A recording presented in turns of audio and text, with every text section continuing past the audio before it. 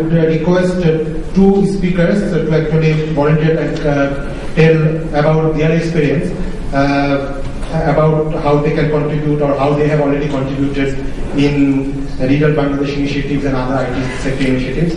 I would now request Dr. Hassan Imam, who is the CEO of Race Asset Management, to say a few words.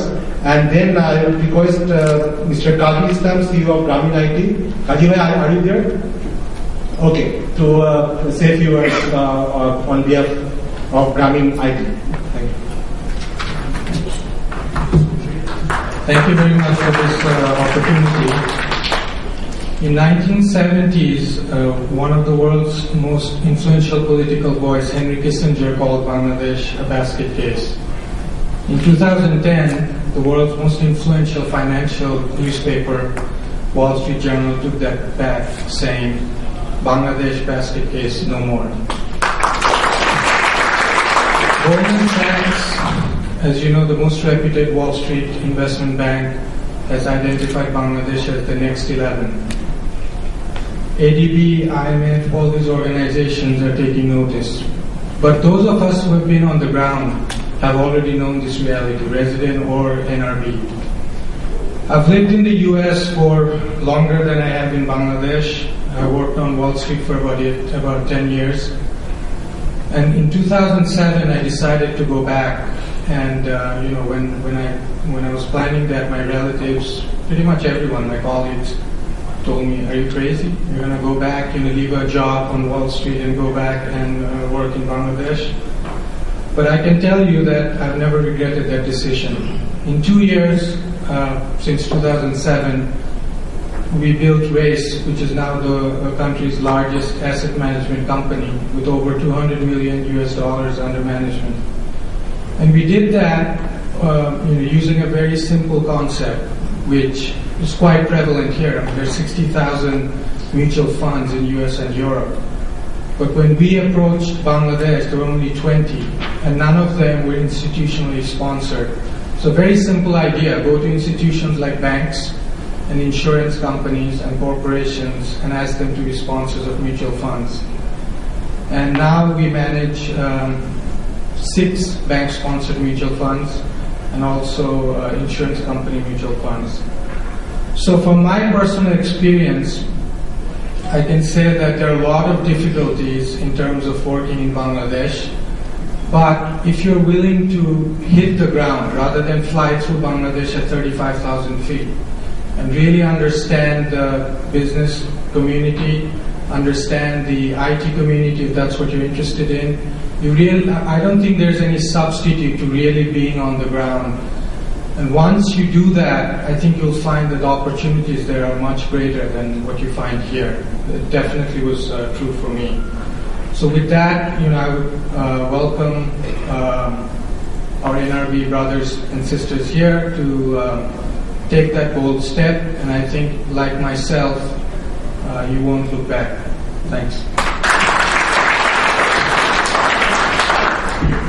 Now I would request Kazi Islam, CEO of Grameen IT, just on the background that Anil Bhai has already said that there are different ways that NRB can actually get in part of the development bonanza that is going to take place. And one of the areas is professional actually support. Like a lot of Bangladeshi companies, like software companies and other IT infrastructure companies, they are having a little bit difficulty in having very qualified top management leaders in their organizations. So in that area, there are a lot of roles that our NRBs can do. Probably take a couple of years, 3 or 4 years, going back and helping some of the companies to build their operation. So I would request Kazi Bhai actually to share his own experience also, how he has actually helped the Bangladesh IT industry and how and at his current role.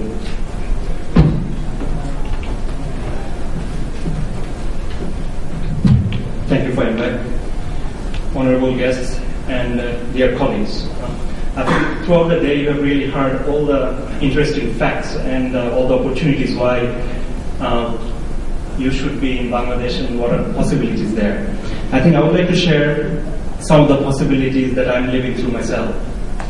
First of all, the company that I currently look after is called Grameenphone IT. It is a new company, but we have currently about 300 employees in our organization. If you're familiar with Grameenphone, from subscribers' point of view, it's close to 28-29 million. And in global ranking, it is close to 32nd independent operator in the world. And if you think about, there's a team in Bangladesh, Grameenphone IT, runs that 32nd largest mobile operator in the world. I think that's something to cheer for. Another part is in a recent study by A.T. Kearney. Grameenphone IT team was ranked in the top 95th percentile in productivity and operational efficiency. Again, an organization from Bangladesh was able to achieve that. I think this is a significant story to share. If you look at our organization today, we have close to 100 some developers, 150 some team members that looks after the operations and the maintenance. The Grameenphone's whole IT infrastructure and services is looked after by our organization.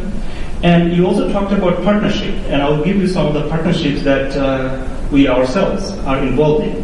In Bangladesh today, we have partnered with some 32 local companies. In fact, I have some colleagues who are partner of Grameenphone IT, and they are already benefiting. We both mutually are benefiting from our relationship.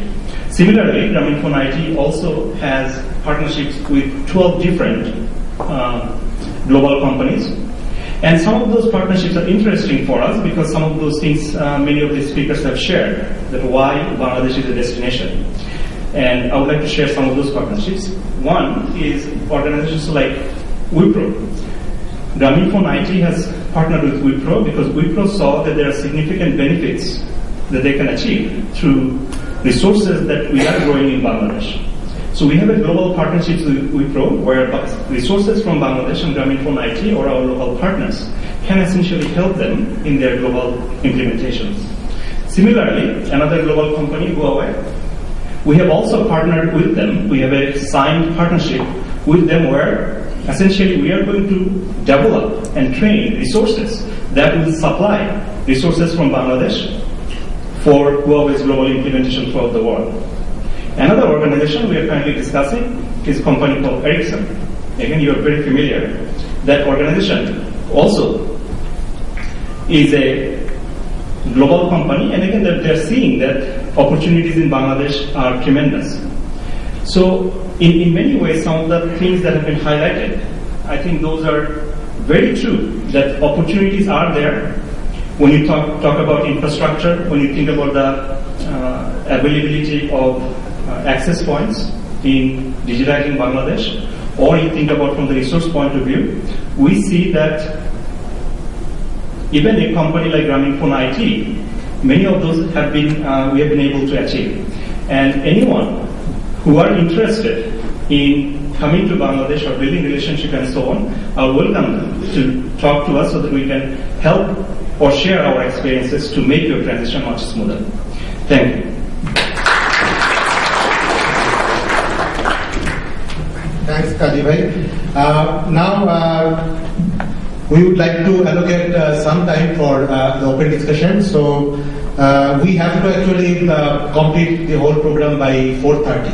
So, we can allocate maximum 20 minutes for an open discussion. So, before the special guests actually deliver their speeches, so you can also put any question to the special guests who are here, so that they can respond to those queries while they will be presenting. So, how many of you actually want to make any comments or question? So, it is something like 8 to 9 to 10 people. So, okay. So, I request you actually to be very brief, and maximum we can give you 1 minute time each, and just come at the front and just be very specific. Okay. So, please introduce yourself first and just pose your question. But please be very brief. Okay. Assalamualaikum. My name is Mohammed Rashid. I'm from Avatar Solutions. We are partnered here from Canada and USA. My first question, I'll make it real brief. Do we have any kind of timeline for our second CME cable line for contact service information so we could do our redundancy of our services data? Okay, please carry. If you want to answer now, Anyone is comfortable to take my question, we have. or at your deliberation.